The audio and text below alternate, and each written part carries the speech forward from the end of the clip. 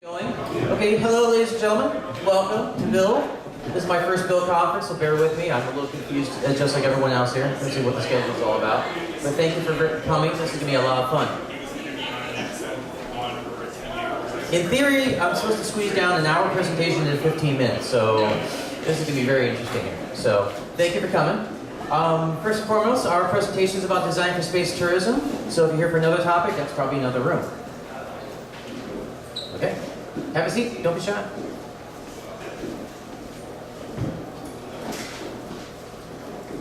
Come on in, come on in. It's okay. You're one bite.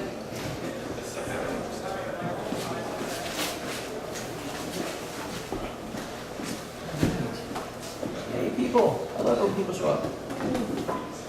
Alright, this is my friend Paul Fuller, partner in crime. We're doing all sorts of interesting projects. So today we're talking about designing for space tourism. I want to ask the audience, do you guys know anything about space tourism? Have you heard of it?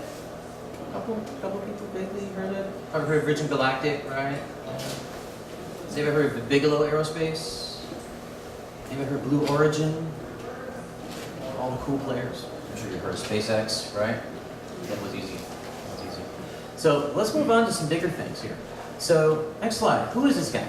So in a nutshell, I've been doing space activism for many years. I worked for McDonnell Douglas. I was involved in a project called the Delta Clipper Experimental, which was one of the first fully reusable rocket ships. Pretty amazing program. Over the years, I've been involved with the X Prize Foundation, Space Tourism Society, Space Frontier Foundation, Yuri's Night, which is a really cool party, by the way. Yuri's Night is really awesome. National Space Society as well. Been involved on the activist side for quite a while, trying to make space accessible for you and me on many different levels. And I'd like to talk about my other stuff real quick. I'm also a jack of all trades. I am an artist. I am an inventor, tinkerer. I play with the hackers. I do all sorts of fun things. This is the Cosmobot. It's a wonderful rocket ship, a robot that serves really fine cocktails. Really nice. I do steampunk stuff. I do Burning Man if it wasn't obvious. Dress up a little bit here. So steampunk stuff. I used to work for Apple Computer until just very recently, and just started a brand new company. It's a computer training and consulting firm called San Francisco Tech Alchemy. Next slide. These are the things I'm going to talk about, but in a nutshell, we're going to be talking about just a quick overview of space tourism, and then dive into what I think we can do right now to make it practical and realistic for you to get involved. How many people here are entrepreneurs? Okay. So I'm going to give you guys some ideas. I work with the Space Tourism Society, and we have been researching really long-term projects such as cruise ships and things like that. We're trying to figure out what we can do to build up to that point, stepping stones. And there's some things that I'm going to talk about that you can do now. Next slide. Next slide. Quick, in a nutshell, in the history here of private space travelers. We call them guest astronauts or guest cosmonauts, and it's been going on for many years. Did you know we've had 3 members of Congress fly into space? Starting with Senator Jake Garn in 1984, Bill Nelson in 1985, John Glenn in 1998, although he was an astronaut, but he wanted to fly one more time, so we decided to give it to him. Now, these guys, are in various levels. I mean, they all had to go through basic survival training and fundamentals, but obviously they didn't go through 10 years of flight school, work on a test pilot program, and were Air Force and Navy. They got in through other means. So you can see with my little color coding of the red were government-supported or sponsored guest astronauts and cosmonauts. The green ones were corporate-funded through various events or corporate organizations. And then starting with Dennis Tito, the self-funded private space traveler, who spent from $20 to $30 million plus with the Russians to train. They still have to train and fly into space. And it's still a very difficult thing to do, training and prepping to fly into space. Next. We're going to dive into design, because I have very little time. These are proposed space habitats, hotels and colonies over the past 50 years, going way back to Werner von Braun and the space station stuff. Has anybody seen the Disney Man in Space TV series? Parts of it. So if you have a chance, go to Netflix or just buy it. It's fantastic. Walt Disney teamed up with Werner von Braun in the 1950s and made these 3 fantastic TV shows based on the Disney's Wonderful World of Disney TV show. And they were fantastic introductions to space travel. So if you know nothing about space travel, or you're trying to explain to your grandmother what this is all about, really good videos, check it out. It'll explain what zero gravity is like in the vacuum of space and all those other fun introductions and what rockets do. Really good introduction, I highly recommend it. There, the Hilton hotel chain for years was talking about the idea of a lunar base, a lunar Hilton, where people can vacation and have fun. This is during the height of the 60s when Apollo was in full swing and you were going up against the Soviets, and it was like, the age of 2001, a Space Odyssey, stuff like that. Really good stuff. And these other projects have been going on over the years as proposals for living in space long term. Next slide.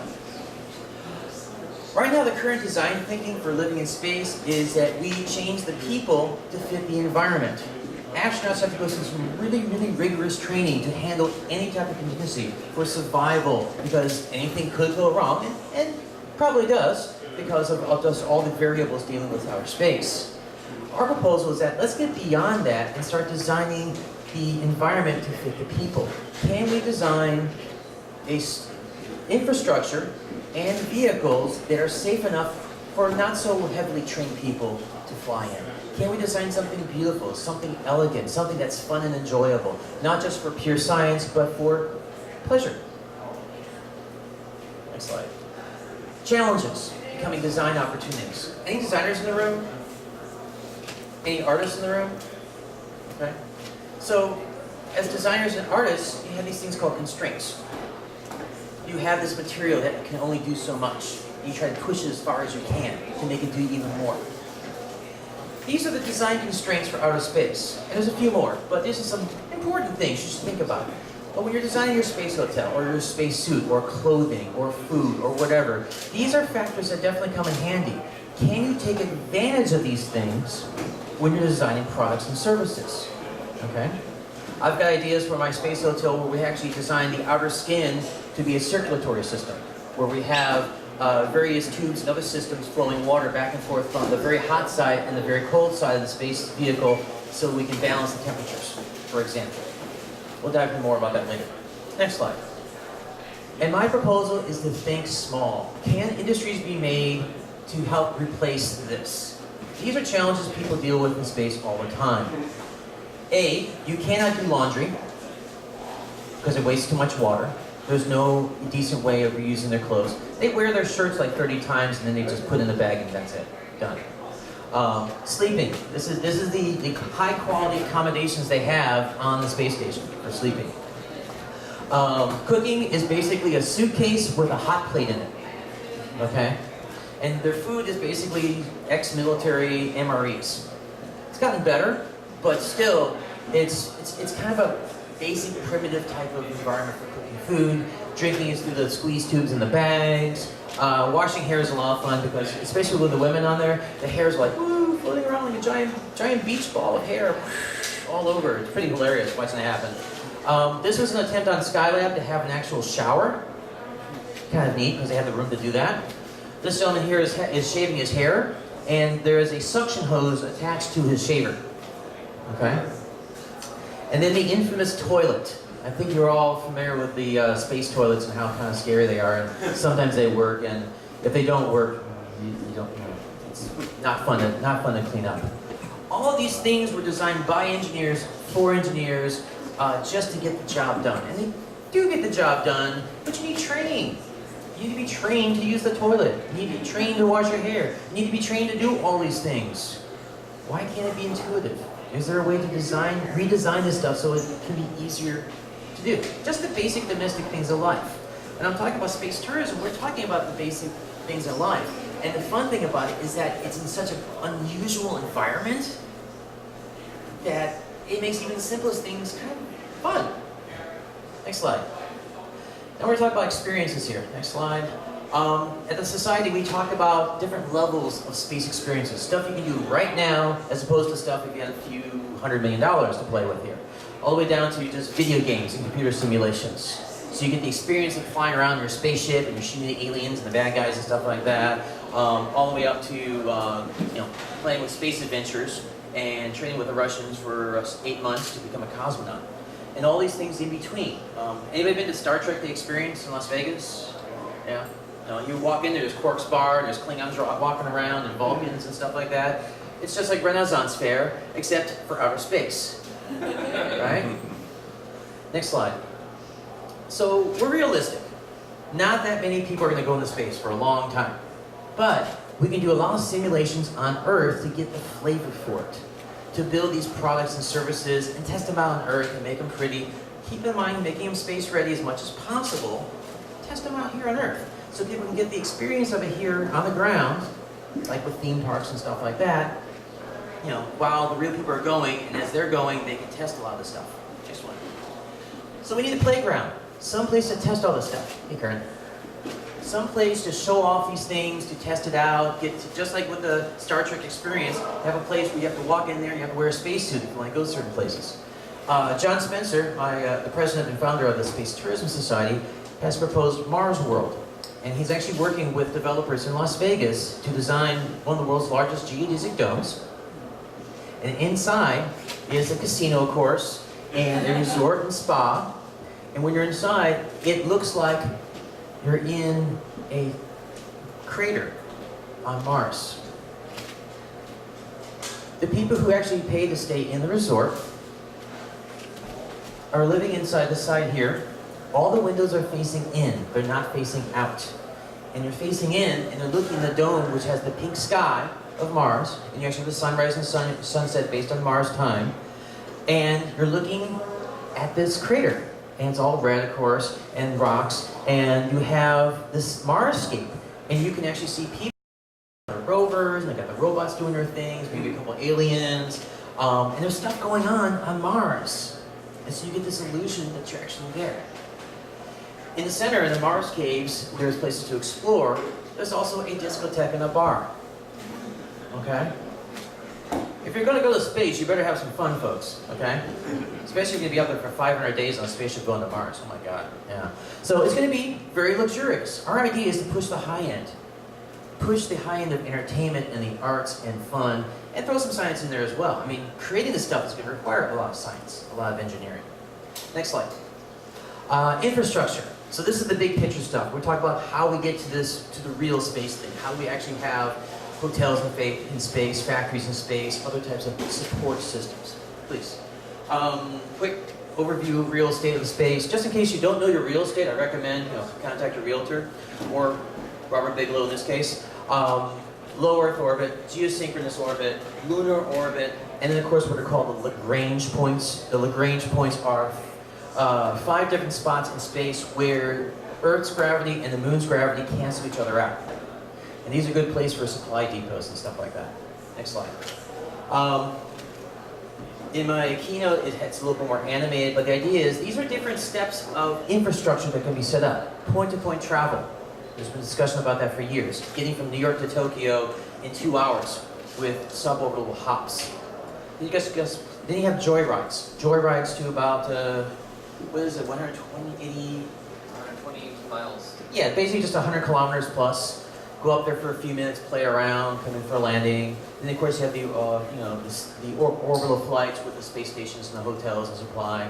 And then assist lunar flights. And I propose having a ferry that constantly goes back and forth between the Earth and the Moon. So as long as your vehicle can get to orbit, then you can just hop on the ferry and just go the rest of the way. There's lots of ways to deal with the fact that you're spending all your fuel just to get off the ground to get to orbit. But once you're there, there's different things you can do to either refuel or hop on the ferry or do something to get to different parts. Next. Very rough timeline. But philosophically, there's things you can do right now. Factories in space are going to become really big soon. There's been a lot of proposals with that. There's a company called Nanoracks that's doing well right now, helping to get scientists, students, small businesses going into space. Is that on? Yes. Done good. Excellent.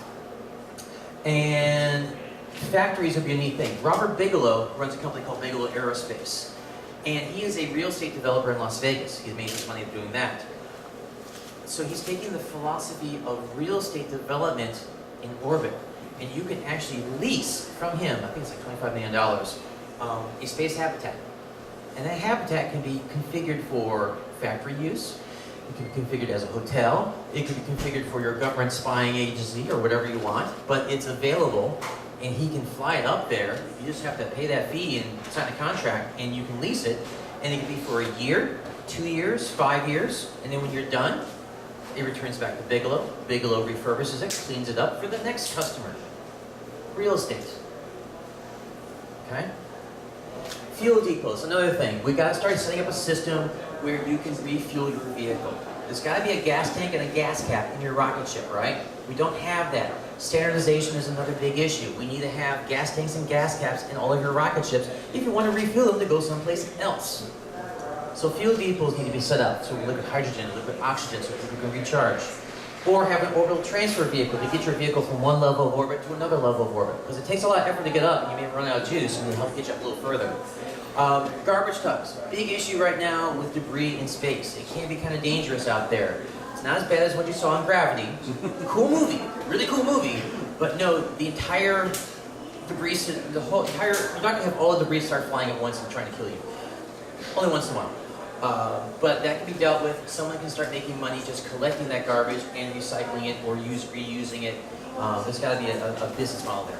And then you get to the cruise ships and the private yachts and the hospitals and any type of infrastructure. Oops. And there's all sorts of neat things you can do to start building up and making this safer and more enjoyable. And eventually move up to bigger things like asteroid mining. When I first did this presentation back in 2010, I thought, it's a neat idea, one day we'll get to it. We have 2 asteroid mining companies out now. Planetary Resources and Deep Space Industries. Planetary Resources and Deep Space Industries. With the Thunken. They're working on it now, and it'll take them a few years, but the idea is we actually have asteroid mining companies. Interplanetary Internet. A gentleman by the name of Vince Cerf's been working on this for several years. Vince Cerf was one of the founders of the Internet, as we know. Modifying the TCP/IP protocol for delay-tolerant networking. And if we want to have internet communications between the planets, between the stars, we need a whole series of satellites in orbit around every one of those things. Around the asteroids, around the moon, between the planets, so you have consistent communications every step of the way. Because right now, you have to wait till you get on the other side of the planet so you can connect back to Earth. That's all the space probes do right now. We shouldn't have to have that. We should have consistent communication, and to do that, it's just like what we do with GPS, what we do with Iridium, the way we do with a lot of communications here on Earth. We just have a fleet of satellites. And by the way, these satellites can be really small. Nanosats are very popular. They're only about yay big, and they can do the job. And you can throw 100 of them out there, and if a few of them die, big deal. You still have consistency in your communication. Dry dock, ultimate goal.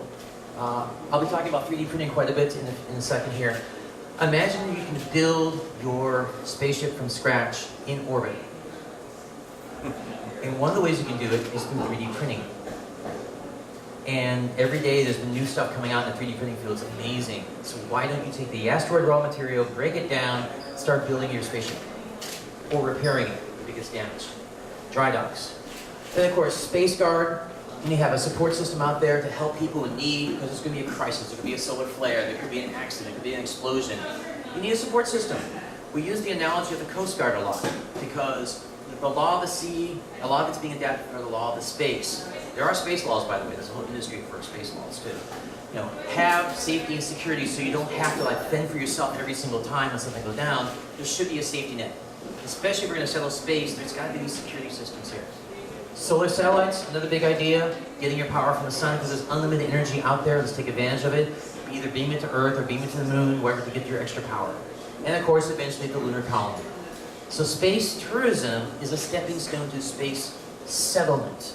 If you can get the bugs out and simplify the efforts of getting into space for the high flyers, because that's probably what's going to happen first, eventually it'll be safe enough for more people to go. Slide. Getting there from here. You can either get there from here by finding a nice rich sugar daddy, like these guys have. Most of these are founded by millionaires, multimillionaires, dot-com guys, billionaires, who have got their money from other sources. There's a joke in the aerospace industry that the only way to become a millionaire in the aerospace industry is to be a billionaire first. Yeah. So you start off with billions, you end up with millions. Long story, but yeah. The other way of making money in this area, next, monetize it through marketing. So you do silly things through marketing to get people's attention. A company called Excore Aerospace. I've known them for years. For 10 years, they were struggling to get they have some beautiful rocket engines, but no spaceship. And they've been talking about the Lynx vehicle for over 10 years. But they just teamed up with Space Expedition Corporation, which is a marketing company, and they are doing crazy marketing ads. There's a company called Unilever that does deodorant. So Unilever bought 23 flights for that vehicle there and did a promotional campaign. And in a competition, and the 23 winners got to train to fly to space on that vehicle. It doesn't exist yet, but got trained to fly on it. And they got trained by none other than Buzz Aldrin.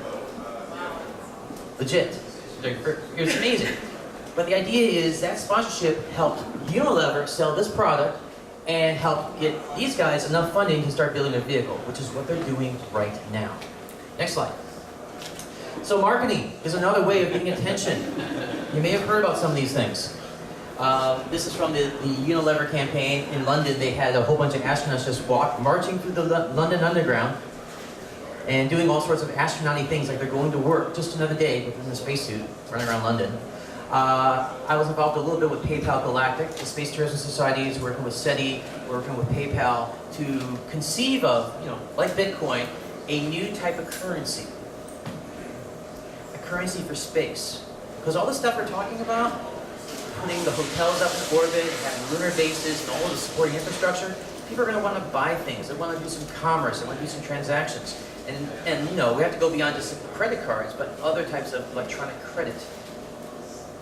So that's being discussed right now. And of course, you have to talk about marketing the old-fashioned way. Sports Illustrated just came out with their swimsuit issue. They're flying the zero-G plane. Great PR for that space company, and of course, it's great PR for Sports Illustrated. So we have to start looking at how we can team up with mainstream companies to market these crazy ideas. Because on our own, I could build some project that is great for space, but I could maybe sell one of them. But if you package it in ways and it's the first whatchamacallit in space, then the marketing guys love it. So you make it exciting. Next slide. Dual use, cross-industry collaboration. Red Bull did not invent Red Bull Stratus. Somebody went to Red Bull and said, hey, I got this really cool idea. There's this guy named Felix Baumgartner, who's one of the best skydivers in the world. He wants to break the world high altitude record for space. Red Bull said, yes, let's do it. And he stuck with him for almost 7 years until they finally got the right opportunity, got the right capsule, the right team, the right spacesuit, and flew. I assume a lot of you saw this, Red Bull Stratus. Pretty amazing stuff, amazing.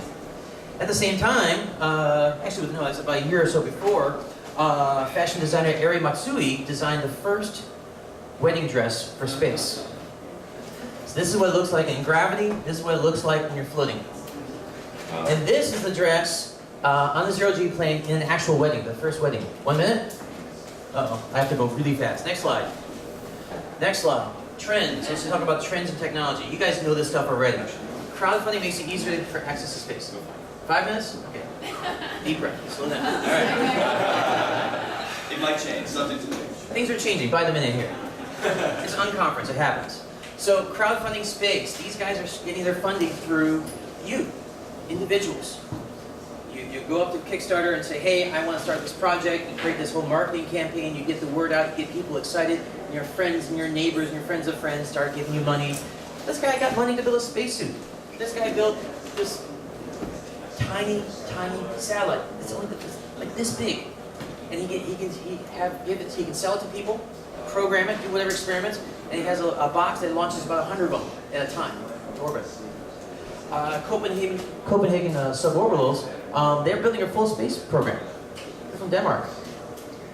SkyCube, Argosat, doing all sorts of stuff for hobbyists to get involved in space. Next slide. Embedded fashion is becoming very popular now. We all know about Google Glass, of course. Pebble now allows you to connect your watch to computer systems. Q-Circuit does this really awesome LED light-up clothing, really nice stuff.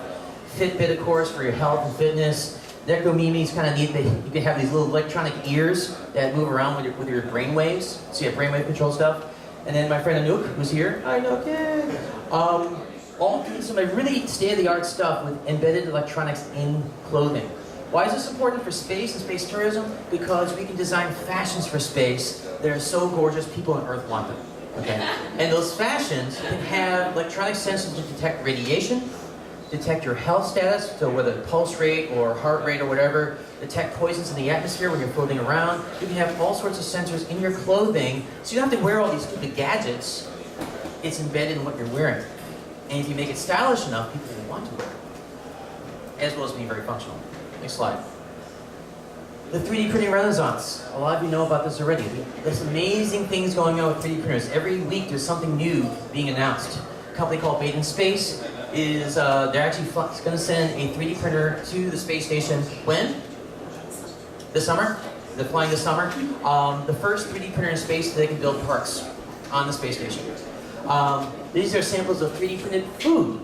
So they actually use the same technology. It's like an inkjet printer, but it's sending like chocolate or other types of sugar-based products. They can make food from a printer.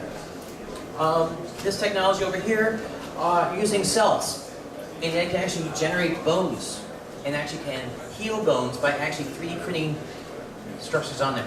When you're in space, it's very difficult to do surgery, but imagine if you can actually regrow tissue, either using technology like this or something similar.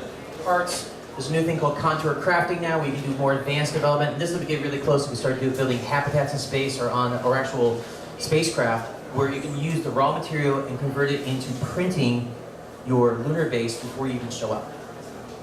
Next. I'm done. Any questions?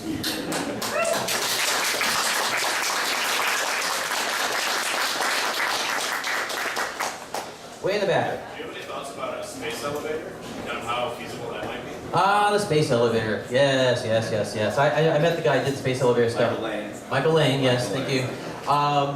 He's given up on space elevator for Earth, but he does want to do it for the moon. It's a huge effort dealing with the gravity well and other stuff going from Earth to orbit.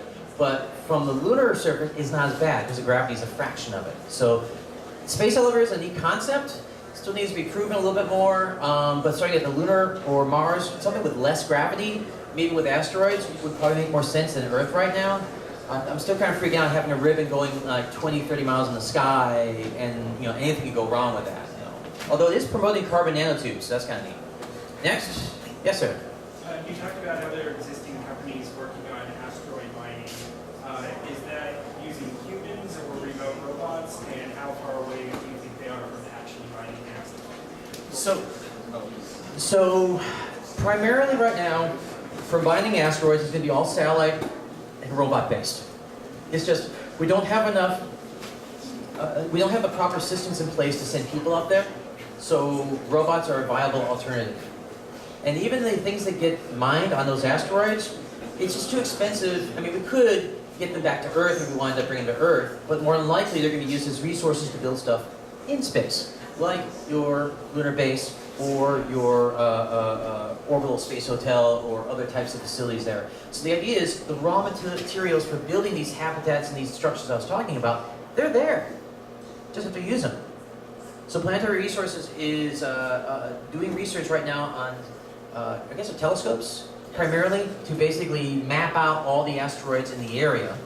And then the next step they're going to do is try to figure out some rendezvous techniques. And the next step is to actually try to capture one. So it's step by step with them. They're in no rush. Probably, 20, 30 years? I don't know. Maybe less. I don't know. But they did a really cool Kickstarter campaign to get people excited. So one of those satellites will also do selfie pictures. So you can get a picture of yourself, in orbit and stuff like that. So, yes. Is there anything going on with space raffles? Space raffles? Yeah. There have been several attempts in the past to do lotteries in space. There's a lot of laws about those, so very not good. There have been a lot of scams. Yes. So it's been heavily regulated. What's the one that Ruben's doing? I Dream of Space. The I Dream of Space campaign. He's from New Zealand, so New Zealand laws are a little bit different. And the idea with I Dream of Space is that you buy like a $10 poster, and then if enough people buy these posters, then there'll be a lottery to get one of the tickets to Virgin Galactic. Nice idea. Still working on it. Sounds cool. We'll see. Who knows? We'll see how it goes. Yes? What was that space hotel with the 4 wings? Oh, the Space Hotel with the 4 wings? That actually... Why don't you go back? That was Galactic, right? Even further back. I know what you're That. talking about.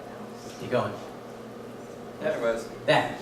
So this is The super yacht Destiny, designed by John Spencer, and I've been working with John on the interiors, trying to work on the details of this. This is a new type of spaceship focusing on entertainment. These are solar panels.